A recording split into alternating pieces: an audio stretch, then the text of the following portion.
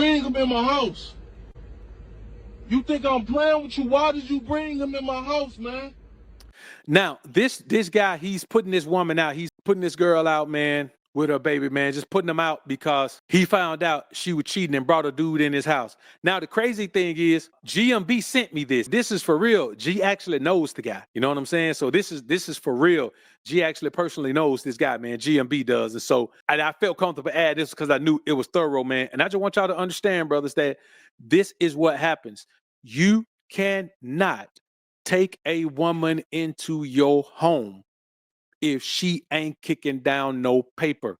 Because if she's kicking down paper, it's an investment for her. The problem is y'all too busy trying to invest in the broad, and y'all don't understand you got to make the broad invest in you. Tell us the truth! She want to keep playing on me, dog. Told her I was going to drop all her shit, man. I can't believe you on somebody in my house, man. She done blung the crib while I was gone, y'all.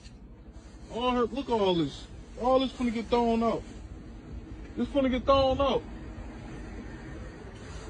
Blung a nigga off from the crib, bro. I don't know why she had the nerve to bring a dude in my crib. I had cameras. I had cameras in my crib the whole time. Get out my car crying, man. Get out my car with all this crying. No. I'm finna pack all your stuff up. You and your child finna be homeless, bro.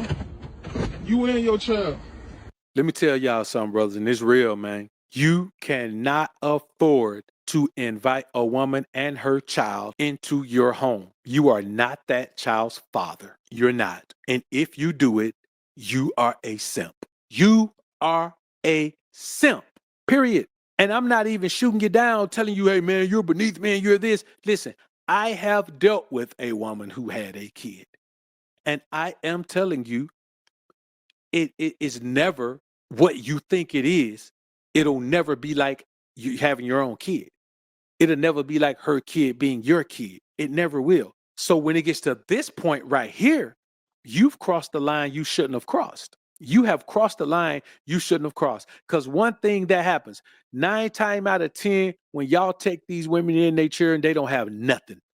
Like y'all be out here being Captain Save-A-Ho out here.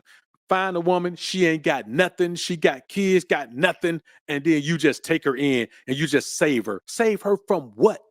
Save her from her life, save her from her decisions, save her from her choices, save her from the consequences from her misguided travels through life. Why is that your responsibility? It always ends up like this. And here's the thing. You can have your woman in your house and the child is yours. And this same thing can happen. But that's still your child. You get rid of the woman and you still are able to parent your child, still able to be a father to your child. You and the woman ain't never got to be together no more. But you still have access to the child because it's yours. That same child you put that money into, that same child you put that time into, that same child you taught, that same child you shaped, that same child you formed into the person that he is, that's your child. So you get to continue that relationship without the interference of that broad. But if it's not your child and this happens, all of that energy you invested in this, all of that time you invested in this, all of that effort you invested in this, in the woman and the child, all that shit is gone at the same time. And you got to think about this. Think about you look at your cameras and you see that woman in your crib. Now, he might not have had cameras in the bedroom.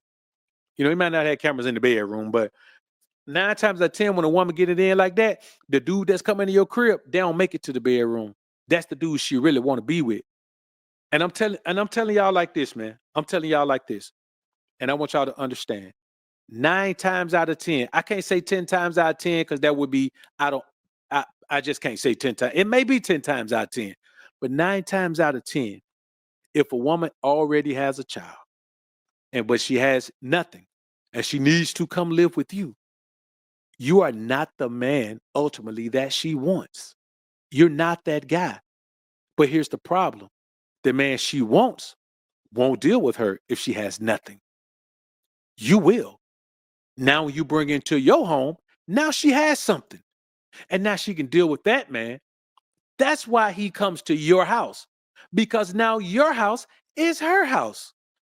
And he don't care about her disrespecting you. He don't care. If she say it's cool to come to your crib, he coming. Because you know what she told him? It's her crib. And even worse than that, sometimes she just sat down and told him. They talk about how much of a sucker you are. It don't work, bro.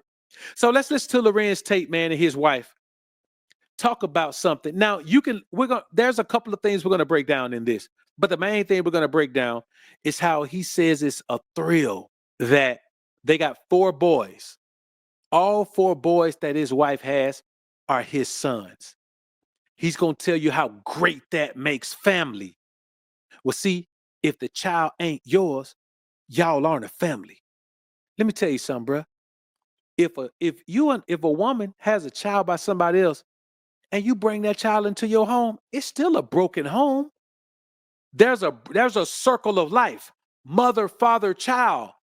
You can't fix that circle back. So that child is still from a broken home. Let's check it out. Side, baby. You good? Whatever you say. Black love. Let me say what happens with black love and just love in general.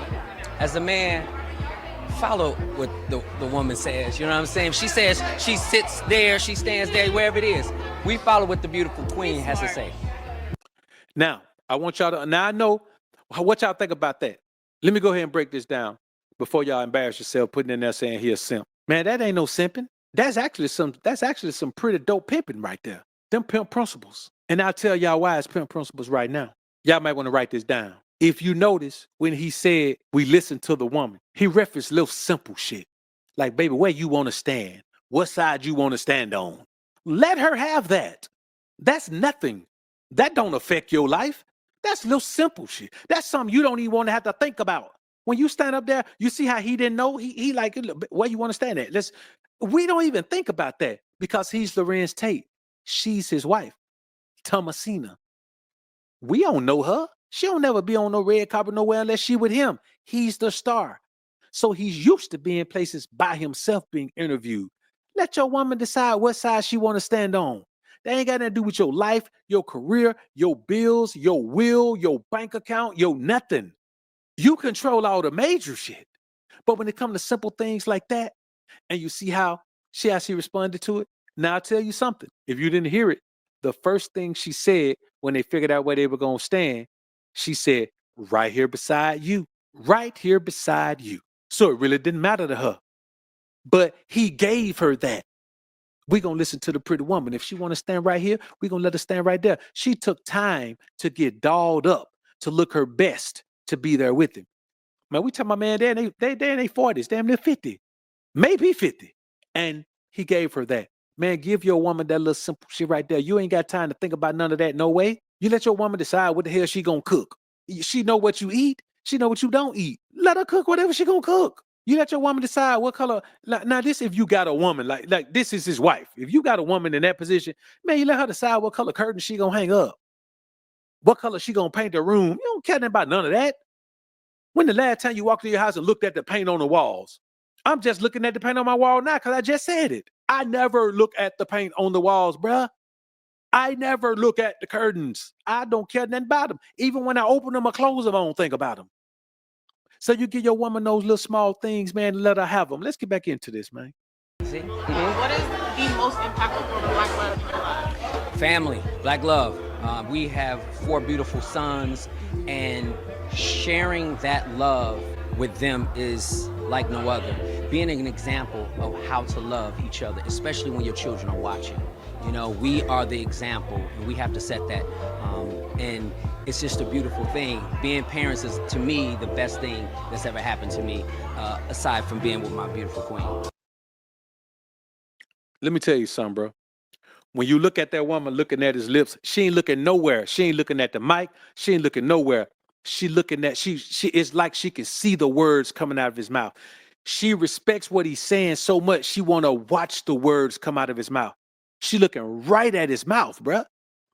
That's the type of shit you want to have. That's a woman who's paying attention to every word you're saying. Every single word you're saying. I see somebody saying they done with America. Hey, man, this pimping travel. Don't think you can get to another country and just cause those women ain't raised like that in America that you ain't got to apply this ism. This is what a man does. This is how a man interacts with a woman. Because anywhere you go, see, you got to remember this. I don't want y'all to remember this. You were raised in America. So you were raised around women who think they're powerful. And you were raised like that. Certain things you're not going to do. Certain things you're not going to expect. Certain things you're not going to expect. You can go out in public and some strange woman can be yelling on a man somewhere. You go to those cultures, women know better. So a woman in another culture probably going to think your ass soft if you don't apply this ism. If you don't apply the prism of the ism, a woman in another culture going to think you soft and feminine because they're used to men being in control. And here in America, you don't know how to be in control. So what I want you to do is when you travel, hey man, take this ism with you wherever you go. I don't care if you go to Istanbul, Turkey. You go wherever you go. You take this prism of the ism now with you and you apply it. Try it and apply it, man. You know what I'm saying? Do it, man. Do it. Don't deny it, man. Try it and apply it. Don't deny it, baby. Do it.